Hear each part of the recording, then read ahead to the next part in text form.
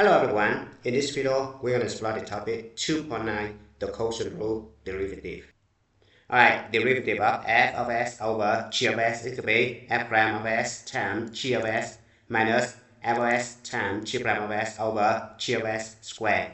Alright, if you want to learn how to prove this formula, please check out the link in the description below. Alright, so example number 1, we're going to apply this formula. Now f of s is 5s plus 2. G of s is s squared minus 1. So it turns out to be f prime of s is going to be 5 times g of s squared minus 1, right? Minus f of s, which means 5s plus 2 times g prime of s is 2s, right? Over s squared minus 1 altogether squared, right?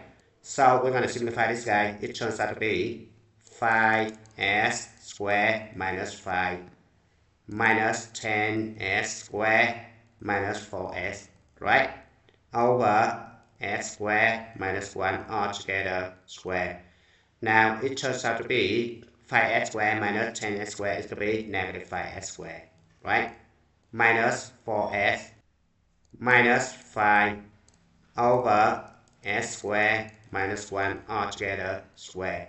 This one is the final answer, right? Now let's move on to example number 2. Find the equation of the tangent line 2 y equals e to the s over 1 plus s squared at this point, right? So we know that the equation of the tangent line is given by the formula y minus y1 equals m times s minus s1, right? Now m is the slope, which means you need to take the derivative of this one.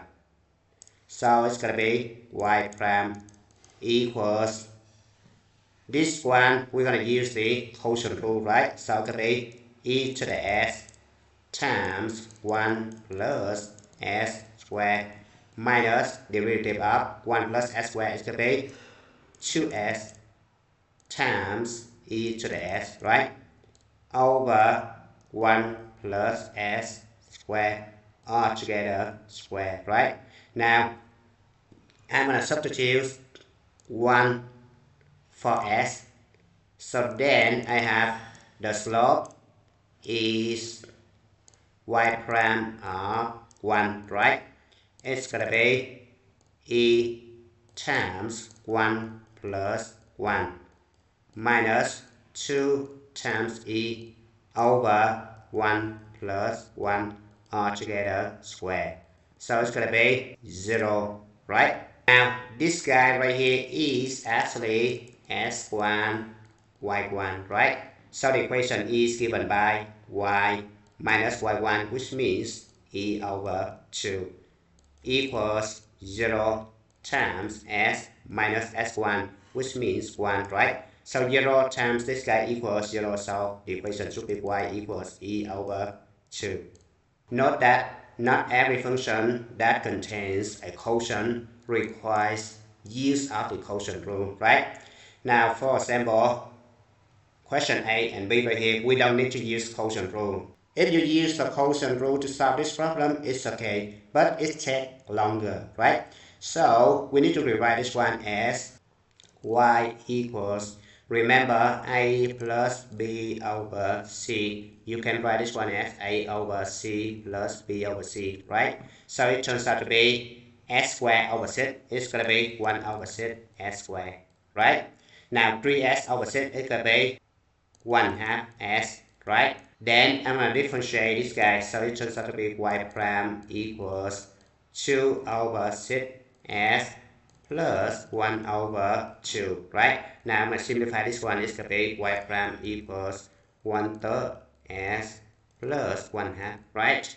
Now second one, I'm going to do exactly the same thing, right? So I separate this guy. It's going to be negative 3 times 3s. It's going to be negative 9s. So it's going to be y equals negative 9 over 7, because s and s cancel out, right? Then negative 3 times negative 2s squared is going to be 6s squared. Now 6s squared over 7s is going to be 6 over 7s, right? So I write over here plus 6 over 7s. Now I'm going to check the derivative of this one, so y prime equals derivative of a constant right here equals 0, right? So it's going to be 6 over 7, that's it, right? Now let's move on to example number 4, differentiation using the data tables. The values of two differentiable functions f(s) and g(s) along with their derivatives given in the table below for several values of s, right? Now, question A. Given h of s equals f(s) over g(s), we need to find h prime of 2, right? So, we're going to use the quotient rule first, right? So, we have h prime of s is going to be, so you have h prime of 2 equals f prime of 2 times g of 2 minus f of 2 times g prime of 2 over g of 2 altogether square, right? Now f prime of 2 equals f prime here, 2 here, it's going to be -1, right? So you have -1 times g of 2, g of s right here, 2 right here, it's going to be 3, right? Times 3 minus f of 2, f of s right here, so f of 2 equals 4 times g prime of 2, g prime here, so it could be 3.5, right?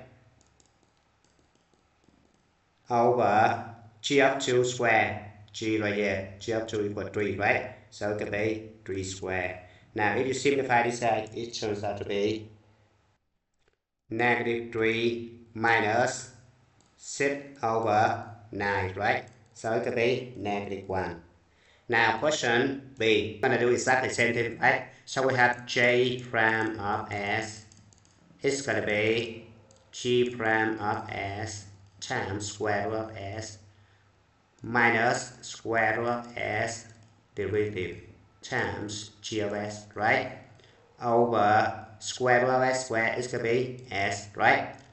Now square root of s is going to be 1 over 2 times square root of s, right? So I just replace this one as 1 over 2 square root of s. If you want to do this one, you just rewrite square root of s.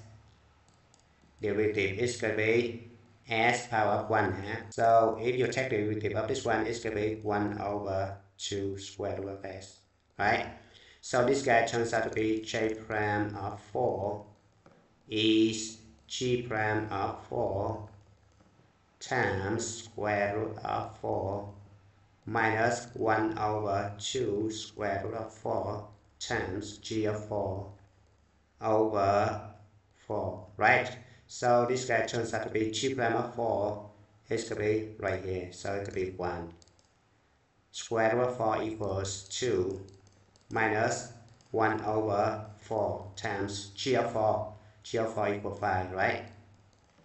Over 4, right? So this guy turns out to be 2 minus 5 over 4 over 4. So it's going to be 3 over 16, right? Now let's move on to the next one. Differentiation using graphs. Alright, the graph of f and g are shown below and consists of two line segments. Use the graphs to find each of the following if possible.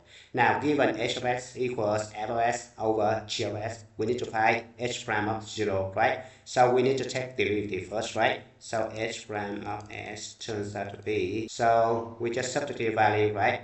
So we have h prime of 0 equals, alright, so f prime of 0, 0 is right here. Now the function f is this guy right here, the red one. Alright, so basically f prime of 0 is the slope of this line right here, right? S0. So the slope of this line is, we just use right over run, right? So it's going to be -1, right? This is -2, this guy is 2, so -2 divided by 2 is going to be -1. So we have -1 times g of 0. G is the function right here. So g of 0 is going to be 5 right here, right? Times 5 minus g prime of 0. G prime of 0 is the slope of this line right here. Right? Because 0 is going to be right here, right? So, to find the slope of this guy, we just use right over run, right? Draw the right triangle, right, go down, -2, go to the left, -1. So it can be -2 over -1 is going to be 2, right? Times f of 0. F of 0 equals 4, right? Times 4 over g of 0 square. G of 0 is going to be 5 square equals 25. Now we're going to simplify this one. It's going to be -5 minus 8 over 25. So it's going to be -13 over 25, right? Now second one, question B. Ws equal s squared over g of s. Find w prime of 2, right? So we have w of s equals derivative of s squared is going to be 2s times g of s, right? And then subtract derivative of g of s times s squared, right? Over g of s altogether squared, right? Alright, now we substitute 2 for s, so we have double prime of 2 equals 2 times 2 times g of 2 minus g prime of 2 times 2 square over g of 2 altogether square, right? So 2 times 2 equals 4 times g of 2. G of 2 equals 7, right?